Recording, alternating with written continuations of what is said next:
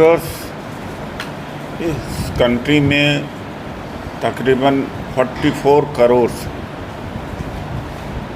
पंजाब में भी बड़ी तादाद में है अनऑर्गेनाइज्ड वर्कर्स, जिसमें कंट्रेक्चुअल लेबर्स, नरेगा मजदूर, construction, street vendors, daily wagers, ये सभी आते हैं। Cleaner, sweeper, electrician, carpenter, mechanic, mason, security guard, they all come in unorganized sectors. जब मैं यहाँ आया तो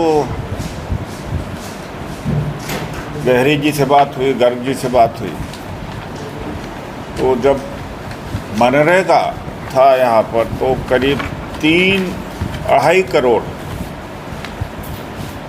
डेज मजदूरी मिली थी, लेकिन धीरे धीरे घटते घटते वो 32 लाख तक आ गई। तो इसमें भगवंत मान सिंह की गड़बड़ी है। केंद्र पैसा देता है, वैसे भी कटौती होती रही, अब तो जी राम जी स्कीम आ गई है। तो ये मजदूर विरोधी है, ये भगवंत मान की सरकार, आम आदमी पार्टी मजदूर विरोधी है, लफाजों की पार्टी है।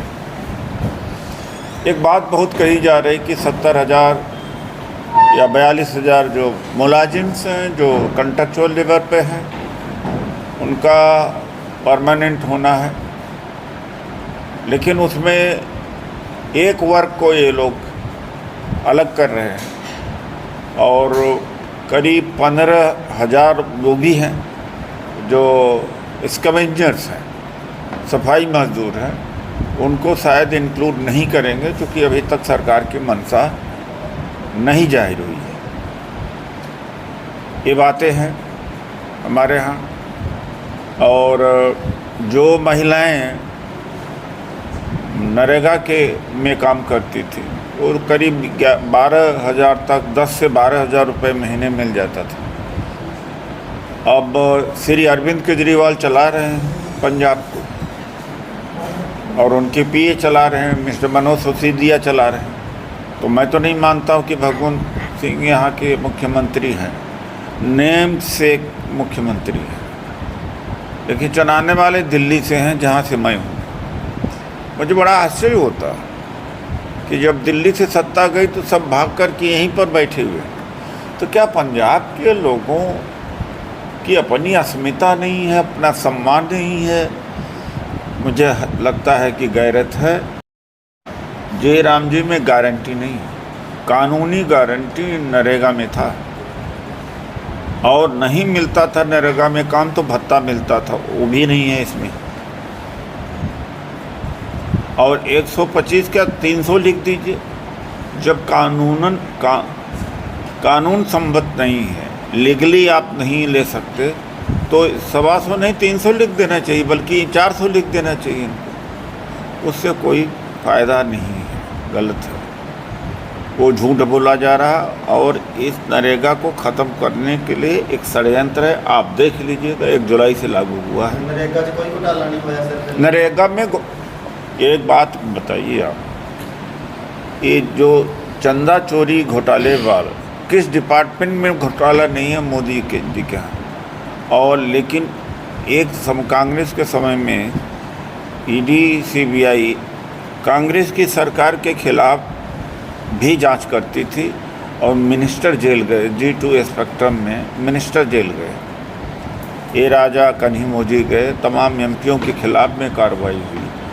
लेकिन बीजेपी के समय में जितने भ्रष्ट हैं, ललित मोदी, माल्या और नीरव मोदी, मेहुल चोकसी, अग्रवाल, जितने हैं सारे, इनको कोई सज़ा हुई? इनसे बड़ा कोई भ्रष्टाचार हो सकता है?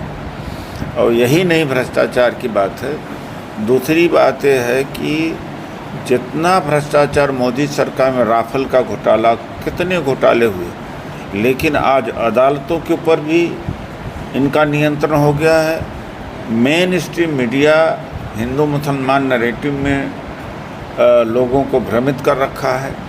कांग्रेस के समय में अपने अधिकारियों अपने नेताओं के खिलाफ जांचें हुई हैं, काफ़ी जांचें हुई हैं, और सीएजी रिपोर्ट आती थी। अब कोई सीएजी का रिपोर्ट देखा आपने? तो ये नहीं कह रहा हूँ कि भ्रष्टाचार मुक्त है पूरा देश, पूरे देश में हर जगह भ्रष्टाचार है। फर्क कांग्रेस में ये और बीजेपी और आम आदमी ये है कि इनके समय में जांच कोई नहीं करता, और जो भ्रष्ट होता है वो तो नितिन गडकरी जी ने कहा कि कोई भी भ्रष्ट डकैत आ जाए, बीजेपी वॉशिंग मशीन है, वॉशिंग मशीन कर देती है। सर की लॉकडाउन